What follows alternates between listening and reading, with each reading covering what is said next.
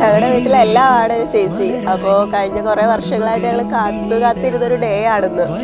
കുറച്ച് ഇമോഷണലി ഒക്കെ ഓക്കെ അല്ലാന്നുണ്ടെങ്കിലും കുഴപ്പമില്ല, ഭയങ്കര ഹാപ്പിയാണ്.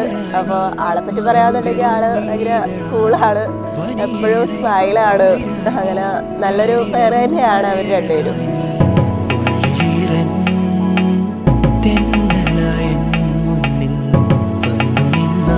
പെണ്ണേ